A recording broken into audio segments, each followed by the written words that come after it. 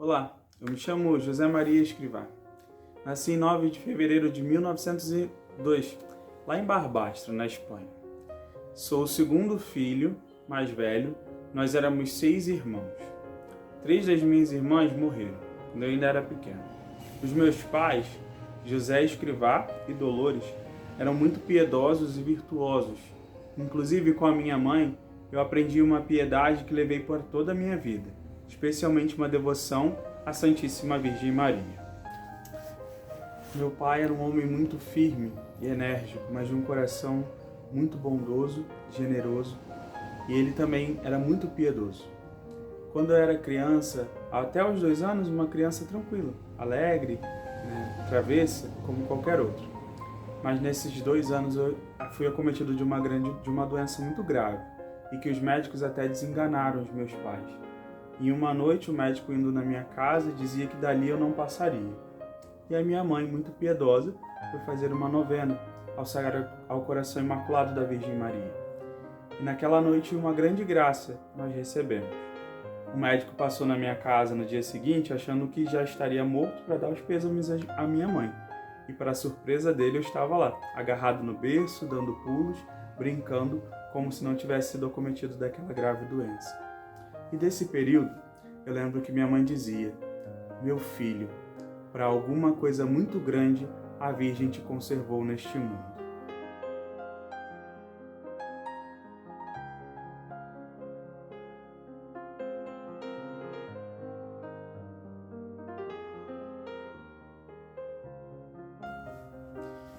Em 1915, a indústria de tecidos que o meu pai tinha veio à falência. Nós precisamos nos mudar para Logronho, onde ele ia tentar também a vida em outra área.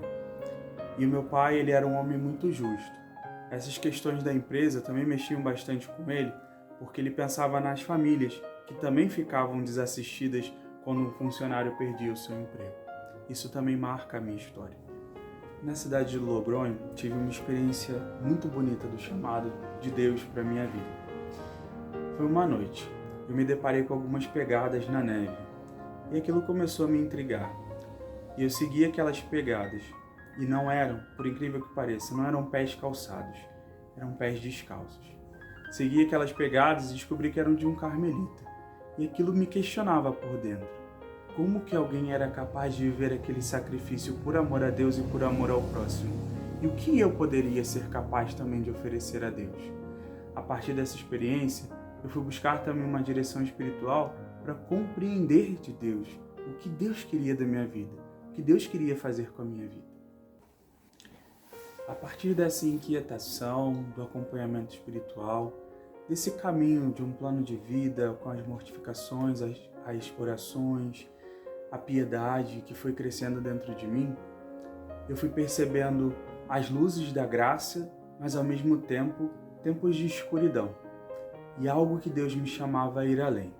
Foi também nesse período que surgiu, despertou, que queimava dentro de mim esse desejo de algo mais de Deus, ao ponto de eu me decidir pelo sacerdócio. Foi então que eu fui também contar para o meu pai sobre essa decisão de ser sacerdote.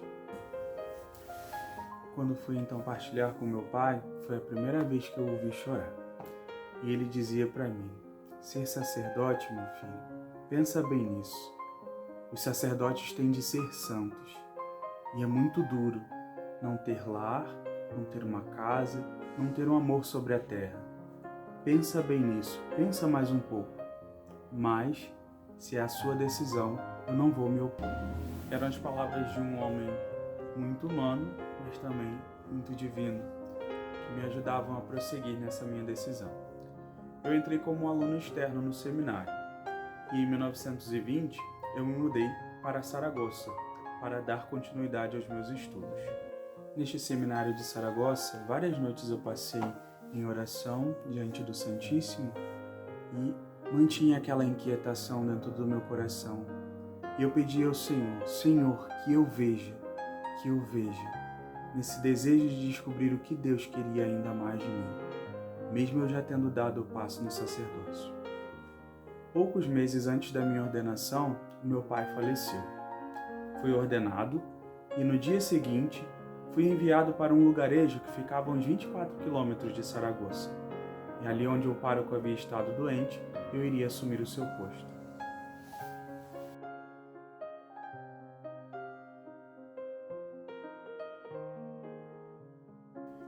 Em 1925, eu retornei a Saragoça.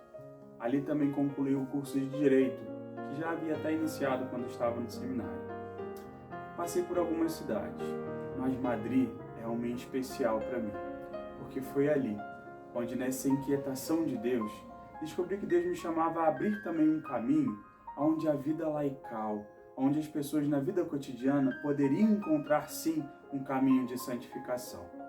Ali me encontrava com os leigos, com os jovens estudantes, para rezarmos, aprendermos a rezar e também para aprendermos a amar a Deus e a sofrer. E esse caminho de discernimento da vontade de Deus, entre gozos e aridez, entre luzes e escuridão, eu também fui percebendo que Deus chamava a fundar algo. Aí começava a surgir o carisma do Opus Dei, essa obra da qual Deus me inspirava a fundar. Em Madrid, no dia 7 de agosto de 1931, na festa da Transfiguração, enquanto eu celebrava a Santa Missa, aconteceu algo muito importante. Nessa minha inquietação de responder a Deus, enquanto eu elevava a hóstia para a consagração, me vinham também ao coração as palavras de Jesus: quando eu for elevado da terra, atrairei todos a mim. Essas palavras penetraram em mim e o grande temor, mas também as palavras de Jesus: não tenhas medo. E ali eu fui começando a compreender que era através dos homens e mulheres na vida cotidiana que Cristo estaria cada vez mais entranhado, mais ainda presente no meio do mundo, atraindo todas as coisas a Ele e ao Pai. Assim, nascia no meu coração aquilo que Deus inspirava do Opus Dei. Homens e mulheres que colocariam nas suas atividades cotidianas a cruz de Cristo, como pináculo em todas as suas realidades. Assim, o trabalho ele se tornaria santificado, santificante e santificador.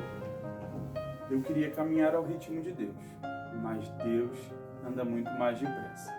E como início de toda obra, nós encontrávamos as dificuldades financeiras, de mão de obra, mas Deus ia nos sustentando na providência. Demos início então à abertura de uma academia para explicação a estudantes de Direito e Arquitetura. E a sigla deste lugar, DIA, também teria um sentido sobrenatural, uma outra leitura, que seria Deus e a audácia.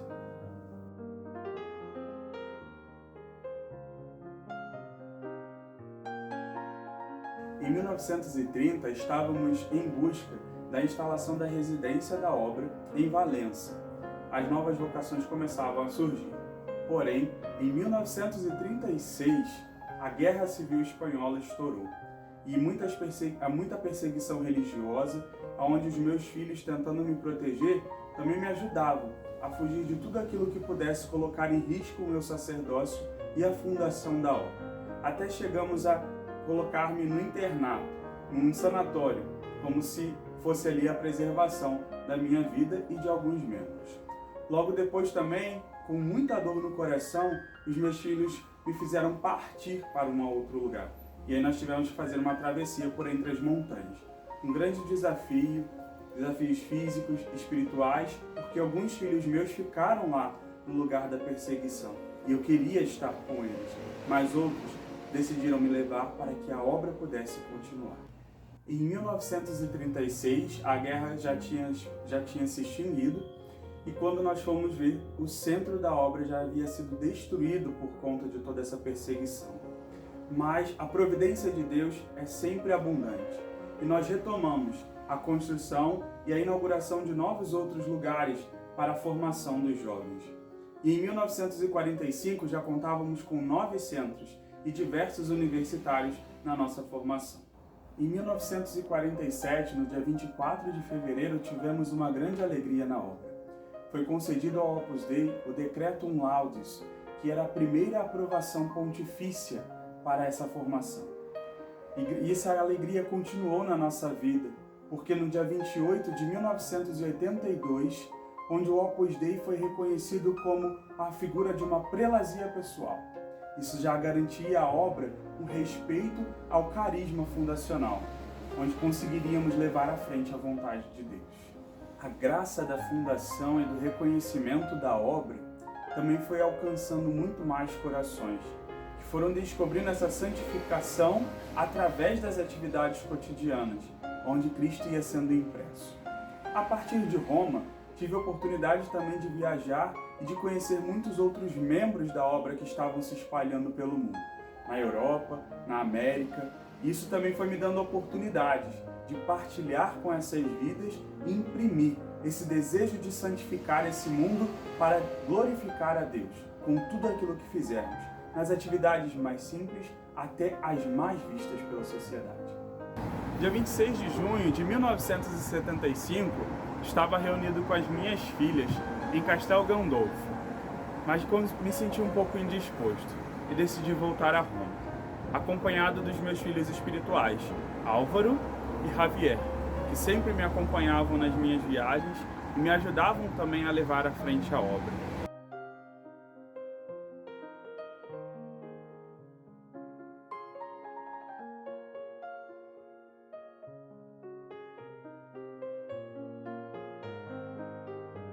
Regressamos a casa pouco antes do meio-dia e, como de costume, primeiro fui cumprimentar Nosso Senhor no sacrário.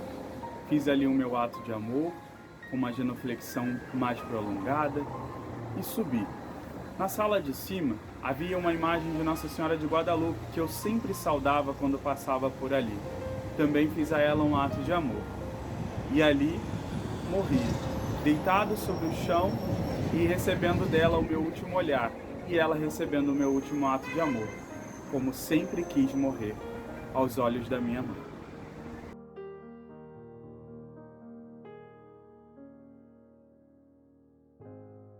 No dia 17 de maio de 1992, no pontificado de João Paulo II, se deu então a minha beatificação, e também no pontificado dele, a minha canonização, em 6 de outubro de 2002.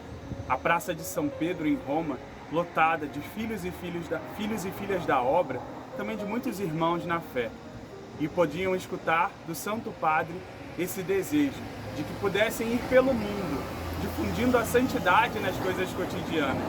Isso já era uma grande alegria ao meu coração, por ver que homens e mulheres se doavam nos seus trabalhos, indo e vindo pelas ruas, nos postos, em casas, na atividade mais simples da vida, colocando com amor a cruz de Cristo.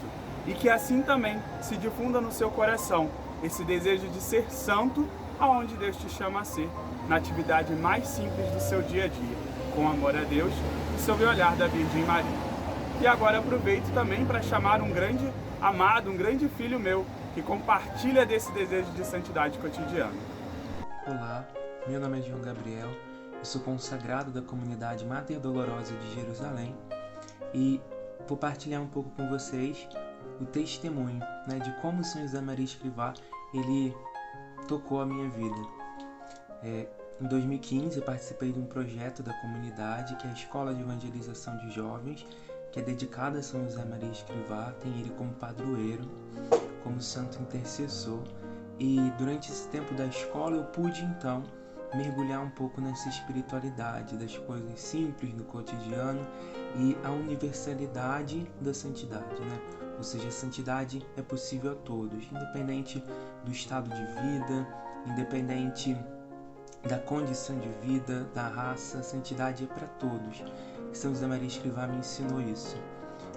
Eu tive a oportunidade, durante meu processo vocacional, de ler alguns livros, e a biografia maior de São José Maria Escrivá, que tem 3 tomos, e para mim foi um grande encontro com São José Maria Escrivá, porque eu encontrei ali algo que parece que estava dentro de mim, e que já ressoava. Com o passar do tempo também, na comunidade a gente vai aprendendo a fazer da nossa vida oferecimento nas coisas do dia a dia, colhendo a cruz, e São José Maria Escrivá ele me ensina a viver também essa dimensão da oblação que eu sou chamado a viver no meu carisma. e ele que dizia, né? Com alegria, nem um dia sem cruz. Esse ensinamento, né? Ele me ensinou a amar a cruz e a encontrar uma alegria que está por detrás da cruz, que está em nos unir de verdade à cruz, né? Quando a gente se une ao Cristo crucificado e a gente oferece a nossa vida, existe uma alegria que não é uma alegria superficial, mas profunda, que modifica a nossa vida, né? Essa foi, eu acho que, a maior graça que eu recebi de São José Maria Escrivá, né? E até hoje eu continuo pedindo para ele me ensinar a amar a Santa Cruz, né? Então ele me ensina muito disso, e a viver unido à Virgem Maria, fazendo da minha vida também, completando com a minha carne aquilo que falta a paixão de Cristo. Eu aprendo a partir do exemplo dele, a fazer isso nas coisas pequenas, não nas grandes coisas, mas naquilo que eu preciso fazer. Então, espero que vocês possam também conhecer cada vez mais a vida desse santo, né, que transformou tantos corações a partir da sua missão e da sua inspiração, a inspiração que Deus concedeu a ele, de levar os homens a perceberem que a santidade é possível a todos, né? Algo que já era uma verdade, mas que ele proclamou com a vida e com a obra.